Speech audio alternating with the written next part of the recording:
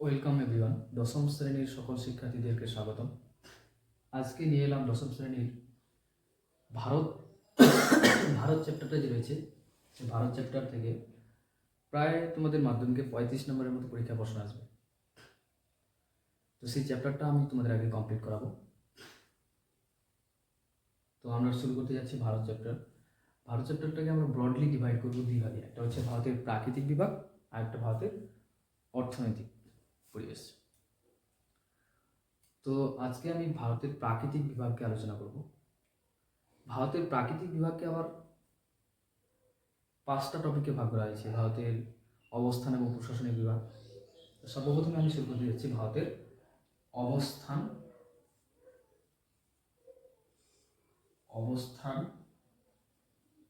ও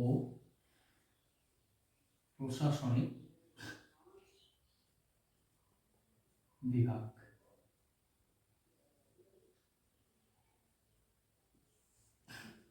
তো ভারতকে পড়তে গেলে আমাদের সর্বপ্রথম জানতে হবে ভারতটা আছে কোথায়, পৃথিবীর মধ্যে ভারত কোথায় রয়েছে। তো এটাকে আমরা যদি সাপোজ ধরি পৃথিবী, গ্লোব ধরি, তো গ্লোবের উত্তর দক্ষিণে যে রেখাটা কল্পনা করা হয়েছে সেটাকে বলা হয় মূল মধ্য রেখা, যার মান 0 ডিগ্রি। এবং পূর্ব পশ্চিমে একটা রেখা কল্পনা করা হয়েছে যেটাকে বলা হয় নিরক্ষরেখা, এরও মান 0 ডিগ্রি।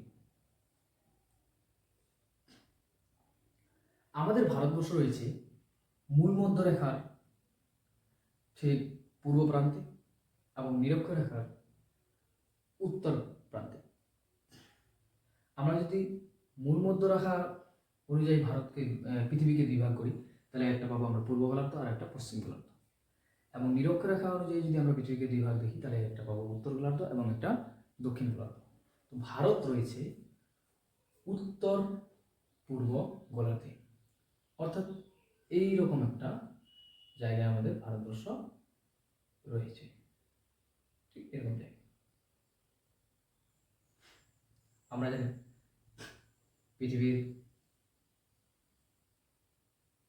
উত্তর দক্ষিণে পূর্ব পশ্চিমে যে কাল্পনিক রেখাগুলো কল্পনা করা হয়েছে সেগুলোকে বলা হয় নিরক্ষরেখা, এবং উত্তর দক্ষিণে যে কাল্পনিক রেখাগুলো কল্পনা করা হয়েছে সেগুলোকে বলা হয় দ্রাঘিমা রেখা। আমরা এটি সকলেই জানি, ক্লাস 6 থেকে পড়ে আসছো তোমরা। তো সর্বপ্রথমে আমরা ভারত দেখবো যে ভারতের অবস্থান কোথায়, ভারত কত ডিগ্রি অক্ষরেখা এবং কত ডিগ্রি দ্রাঘিমা রেখায় অবস্থান করেছে।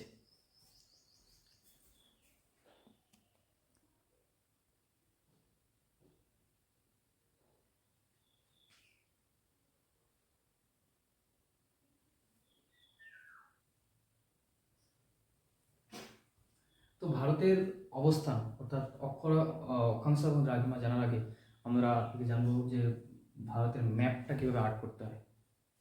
কারণ ভূগোলটাকে এমনভাবে করতে হবে যে যেন আমরা ভূগোলটা ম্যাপ ভালো বুঝতে পারি। যে ম্যাপ দেখে দেখে যদি আমরা পড়ি তাহলে আমরা জিনিসটা মনে থাকবে বেশি। অবশ্যই তোমরা পেন পেপার নিয়ে বসবে, তাহলে দেখবে যে মানে মনে থাকবে পড়াটাই বেশি। যে পড়াটা তুমি পড়তে যাচ্ছ সেটা বেশি মনে থাকবে। সুতরাং আমি প্রথমে আগে ম্যাপটা একটু শেখাচ্ছি।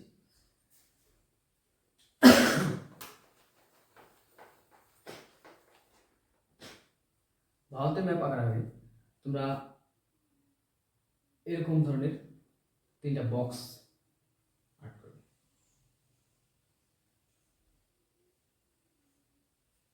এটা হচ্ছে একটু বড়, এটা একটু মিডিয়াম, এটা ছোট। এই ধরনের বক্স আশা করি সবাই আর্ট করতে পারবে, ক্লাস 1-এর বাচ্চাও একটা পারবে এটা করতে। তো এই 3টে জিনিস আমরা প্রথমে ইউজ করবো। তো আমি কীভাবে ইউজ করছি,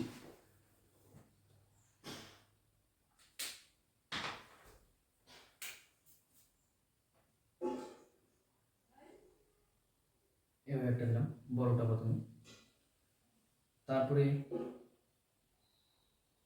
না বড়টা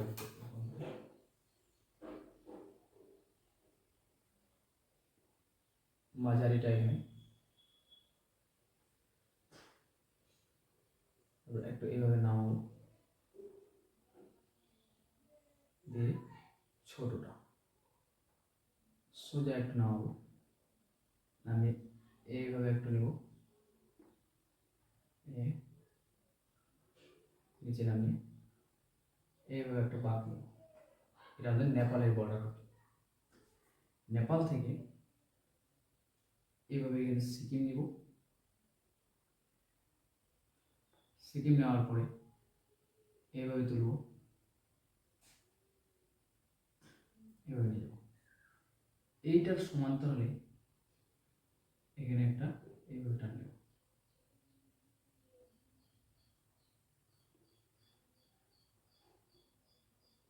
এল এল এর মতো দিবে ইংরেজি অক্ষর, এল এর মতো দিয়ে তারপরে এইভাবে আমার মায়ানমারের সীমাটা নিব, এইভাবে এটা মায়ানমারের সীমা।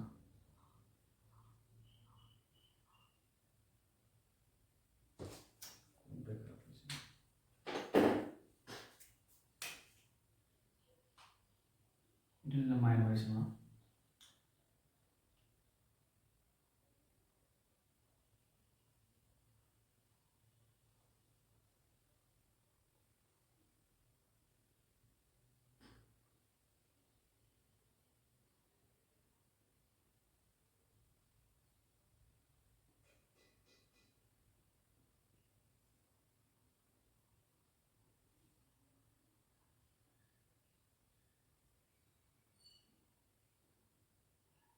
এই পর্যন্ত নিয়ে আসবে,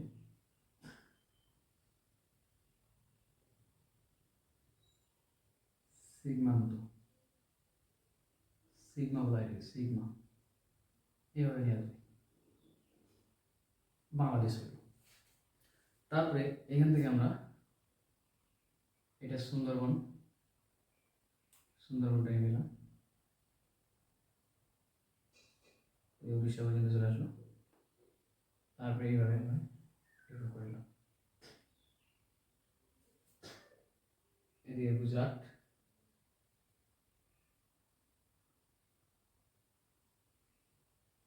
এইভাবে আমরা দিয়ে দিলাম। শ্রীলঙ্কা, এখানে আমাদের চলে আসবে আন্দামান নিকোবর। গুজরাট থেকে এইভাবে এটাকে নিয়ে এভাবে উঠে দেবো, এই মোটামুটি আমাদের একটা ভারতবর্ষ আর্ট করা হয়ে গেল। এবার তুমি যদি খাতায় ম্যাপ পয়েন্টিং করো তাহলে দেখবে তোমাদের জিনিসটা মনে থাকবে, এইভাবে ম্যাপ পয়েন্টিং করে করে তোমরা পড়াগুলো পড়বে। তো ভারতের এবার আমরা সীমানা দেখব। আমি বলছিলাম না এখন যে গ্লোব থেকে আমাদের ভারত রয়েছে উত্তর পূর্ব গোলার্ধে। উত্তর পূর্ব গোলার্ধের আমরা কত ডিগ্রি অক্ষাংশ এবং দ্রাঘিমা সেটা জানতে হবে। আমরা যদি অক্ষাংশগত বিস্তার দেখি তাহলে আমাদের একদম নর্থে রয়েছে 8°4' উত্তর অক্ষরেখা থেকে চিহ্ন, উপরে রয়েছে 37°37'6' নর্থ অক্ষরেখা, এটা ল্যাটিটিউড। এবার যদি আমরা দ্রাঘিমাগত বিস্তার দেখি তাহলে আমরা দেখতে পাবো আমাদের রয়েছে 68°7' ইস্ট, মানে পূর্ব দ্রাঘিমা থেকে এখানে রয়েছে 97°25' ইস্ট।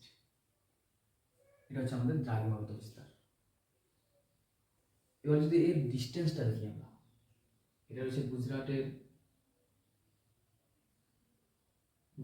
রাজ্য থেকে অরুণাচল প্রদেশ পর্যন্ত, এখানে রয়েছে তোমার কাশ্মীর থেকে নিয়ে কন্যাকুমারী পর্যন্ত।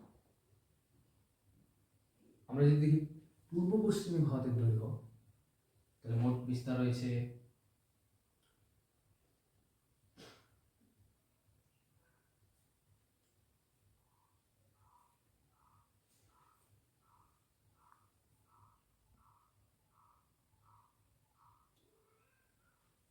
তাহলে উত্তর দক্ষিণে আমাদের ভারতের বিস্তার রয়েছে 3214 কিমি এবং পূর্ব পশ্চিমে বিস্তার রয়েছে 2933 কিলোমিটার। এবার আমরা দেখতে যাচ্ছি ভারতের প্রতিবেশী দেশ যদি দেখি আমরা, তাহলে ভারতের পশ্চিমে রয়েছে পাকিস্তান আর এখানে রয়েছে আফগানিস্তান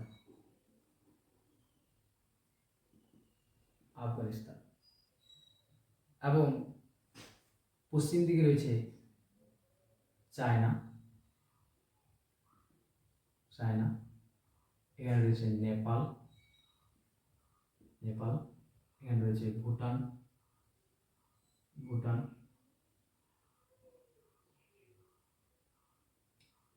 এখানে রয়েছে মায়ানমার,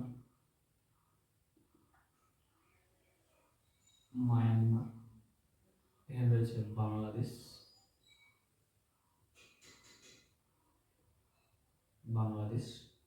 রয়েছে শ্রীলঙ্কা,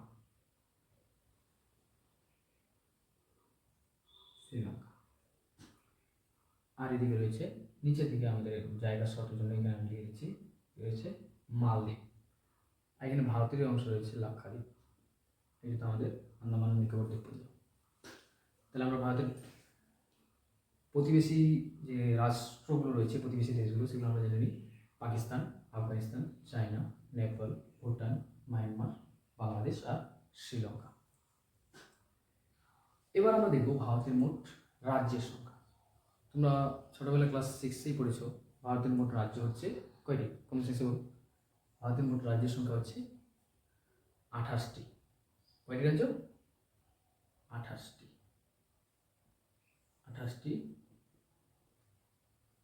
রাজ্য, আর 8টি রয়েছে কেন্দ্রশাসিত অঞ্চল। কেন্দ্রশাসিত অঞ্চল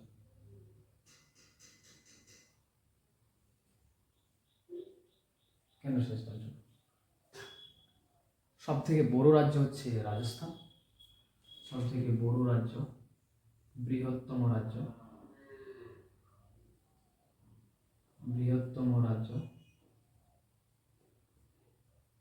রাজস্থান, আর ক্ষুদ্রতম রাজ্য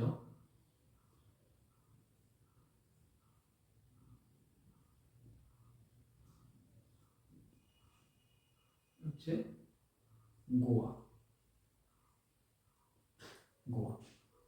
সব থেকে বৃহত্তম রাজ্য হচ্ছে রাজস্থান আর ক্ষুদ্রতম রাজ্য হলো গোয়া। এবার আমরা যদি জনসংখ্যার দিক থেকে রাজ্যকে দেখি, তাহলে সব থেকে জনসংখ্যা রয়েছে বেশি উত্তরপ্রদেশ। জনসংখ্যা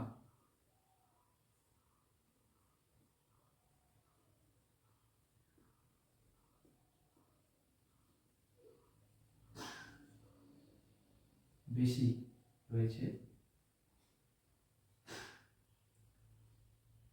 উত্তরপ্রদেশ, আর সব থেকে কম জনসংখ্যা রয়েছে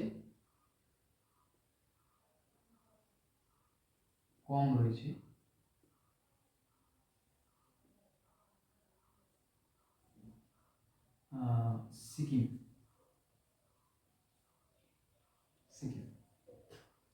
বুঝা গেল? এরপরে আমরা যদি দেখি জনঘনত্বর দিক থেকে, তাহলে সব থেকে জনঘনত্ব রয়েছে বিহারে বেশি। জনঘনত্ব সবচেয়ে বেশি রয়েছে বিহার।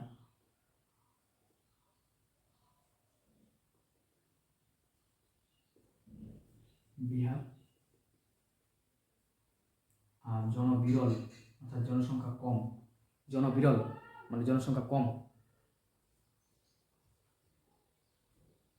হচ্ছে তোমাদের অরুণাচল প্রদেশ।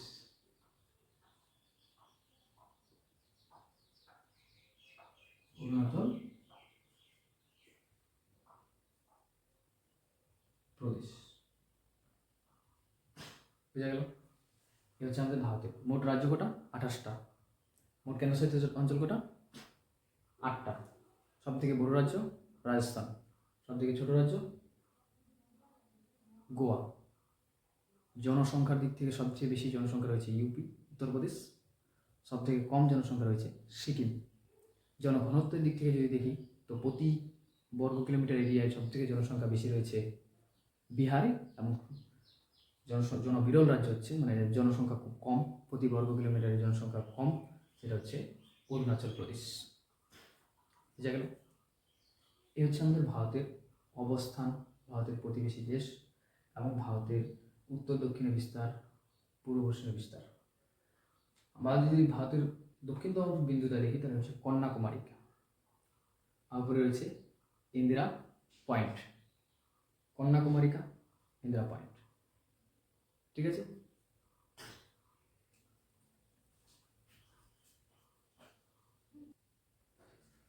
আর কয়েকটা স্পেশাল ইনফরমেশন আমরা দিব, সেটা হচ্ছে ভারতের নিজস্ব একটা টাইম নির্ধারণ করার জন্য ভারতের একটা দ্রাঘিমা কল্পনা করা হয়েছে, সেটা হচ্ছে এলাহাবাদ শহরের উপর দিয়ে, উত্তরপ্রদেশ রাজ্যের এলাহাবাদ শহরের উপর দিয়ে কল্পনা করা হয়েছে। এটা হচ্ছে 82°30' পূর্ব দ্রাঘিমা। এটা হচ্ছে আমাদের ভারতের প্রমাণ দ্রাঘিমা। এই দ্রাঘিমাকে ডিপেন্ড করে আমাদের ভারতের টাইম নির্ধারণ করা হয়। আর একটা জিনিস আর মনে রাখবে স্পেশাল, সেটা হচ্ছে আমাদের ভারতের উপর দিয়ে কর্কট ক্রান্তি রেখা, কর্কট ক্রান্তি রেখা ভারতের মাঝ বরাবর গেছে, যেটা আমাদের ভারতকে দুই ভাগে ভাগ করেছে। এটি আমাদের ভারতের 7টা রাজ্যের উপর দিয়ে গেছে। প্রথম হচ্ছে গুজরাট, মানে গুজরাট রাজ্য, তারপরে গেছে মধ্যপ্রদেশ, গুজরাট, মধ্যপ্রদেশ, তারপরে গেছে ঝাড়খণ্ড, উড়িষ্যা, ওয়েস্ট বেঙ্গল, এদিকে গেছে আমাদের ত্রিপুরা আর মিজোরাম। এই 7টি রাজ্যের উপর দিয়ে আমাদের ভারতের কর্কট ক্রান্তি রেখা গেছে। এটা একটা মনে রাখার বিষয়, প্রত্যেকে মনে রাখবে।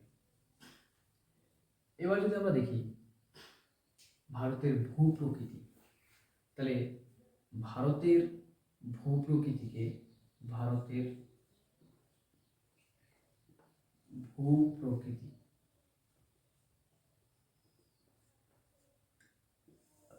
ভারতের ভূপ্রকৃতিকে মোট 5 ভাগে ভাগ করা হয়েছে। কয় ভাগে? 5টি ভাগে ভাগ করা হয়েছে। ভারতের ভূপ্রকৃতিকে মোট 5 ভাগে ভাগ করা হয়েছে। এটা হচ্ছে উত্তরের পার্বত্য অঞ্চল, উত্তরের পার্বত্য অঞ্চল,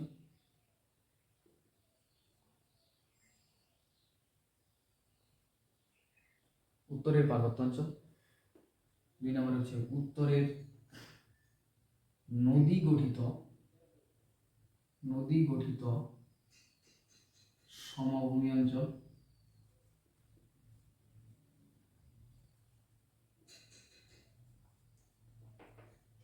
তারপরে হচ্ছে উপদ্বীপীয়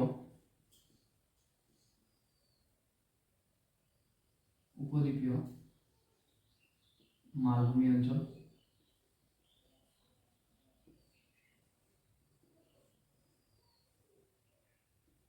তারপরে রয়েছে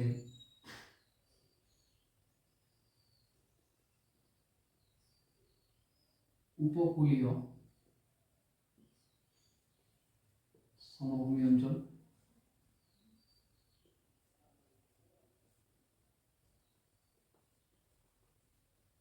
আর লাস্ট হচ্ছে দ্বীপ ও দ্বীপপুঞ্জ। এই হচ্ছে আমাদের ভারতের ভূপ্রকৃতির মোট 5টি বিভাগ। ভারতের ভূপ্রকৃতির মোট 5টি বিভাগ। তো এর পরের ভিডিওতে আমরা এক এক করে প্রত্যেকটা টপিক বিস্তারিতভাবে আলোচনা করব। প্রথমে আমরা আলোচনা করব উত্তরের পার্বত্য অঞ্চল, তারপরে উত্তরের নদী গঠিত সমভূমি অঞ্চল, তারপরে উপদ্বীপীয় মালভূমি অঞ্চল, উপকূলীয় সমভূমি অঞ্চল, দ্বীপ ও দ্বীপপুঞ্জ। প্রতিটা টপিক আমরা ডিটেলস ম্যাপ ধরে ধরে এবং যত খুঁটিনাটি বিষয় রয়েছে সেগুলোকে আমি আলোচনা করার চেষ্টা করব। তো অবশ্যই ভিডিওটা যদি ভালো লাগে থাকে, ক্লাস যদি মনে হয় যে না উপকারী হবে, হেল্পফুল হবে, তাহলে অবশ্যই চ্যানেলটাকে সাবস্ক্রাইব করবে এবং পাশে থাকার চেষ্টা করবে। জয় হিন্দ।